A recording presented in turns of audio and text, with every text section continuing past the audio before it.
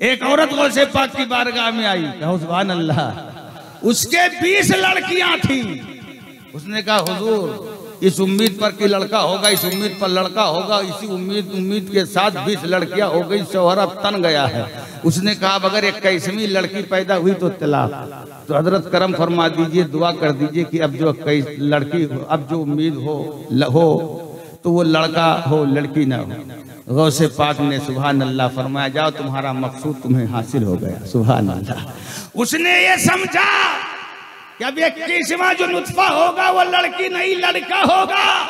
लेकिन जब घर पहुंची तो हैरत की इंतहा न रही, वो 20 लड़कियां लड़के की शक्ल में तब्दील हो चुकी थी। उसने कहा वारे गौसे पाक, हमने तो सोचा था कि 21वीं जो हमारे घर में विलादत होगी वो लड़की की नहीं लड़के की होगी, लेकिन आपका करम की वो 20 लड़कियां लड़के हो गए। सुभान अल्लाह। ये गौसे पाक। और आप किसी और के गुलाम नहीं हैं, शहंशाह बगदाद के गुलाम हैं। सुभान अल्लाह।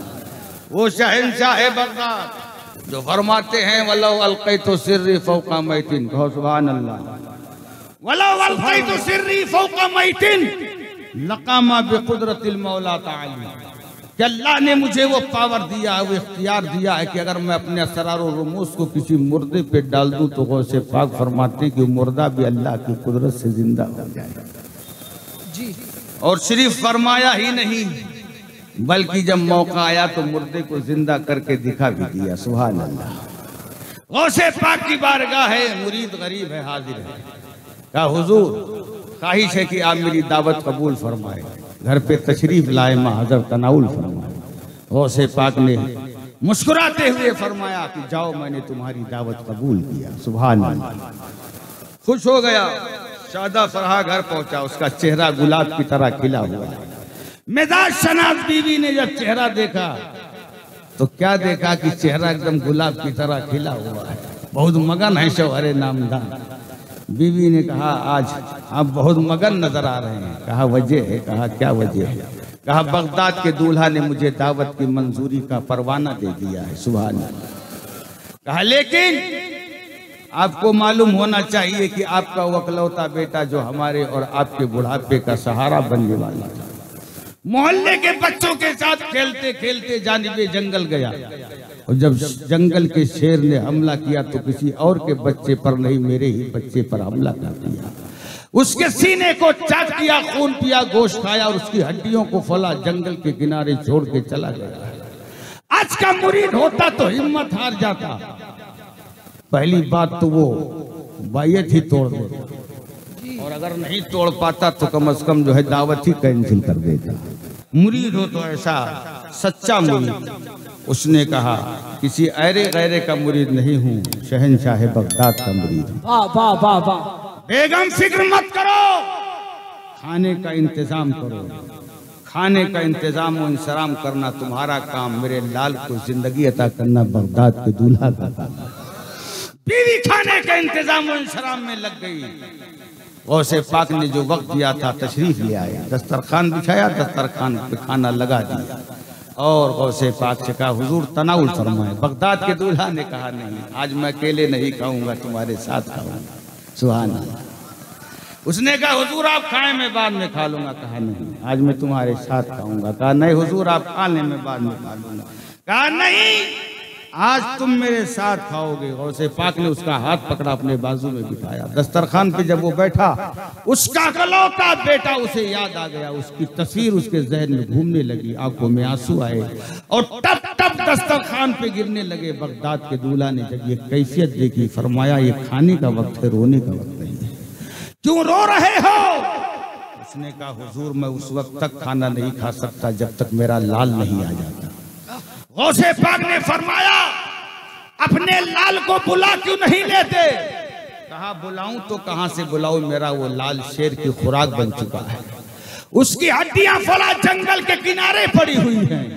गौसे पाक को जलाल आया और इरशाद फरमाया ये लो मेरी जिलानी चादर। सुभान अल्लाह। और जाओ अपने बच्चे की मुर्दा हड्डियों को मेरी चादर जिलानी में रख करके मेरी बारगाह में ले आओ।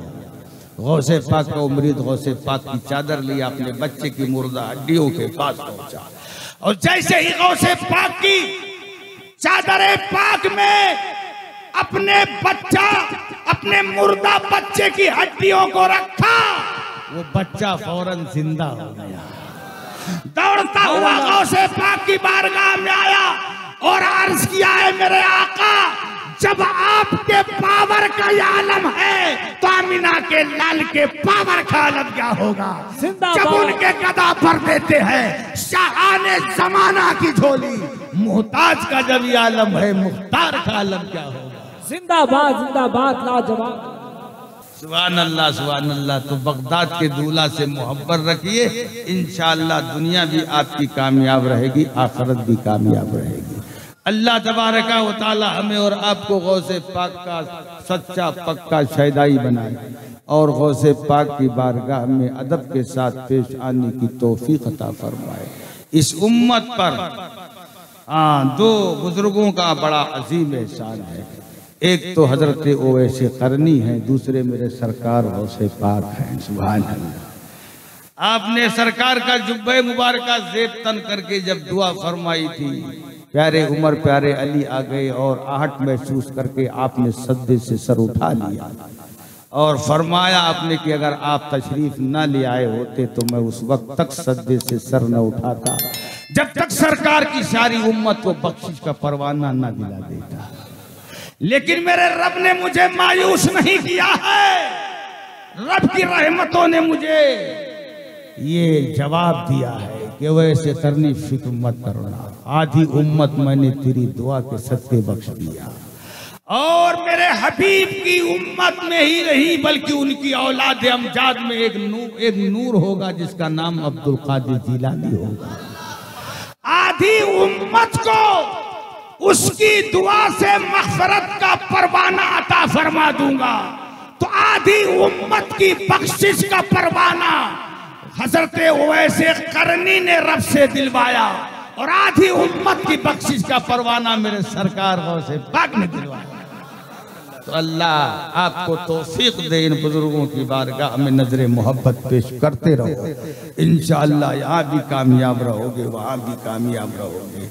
और गौसे पाक को परेशानी के वक्त, मुश्किल के वक्त जब कोई दुआई देता है तो गौसे पाक आज भी उसकी फरियाद को पहुँच जाते हैं।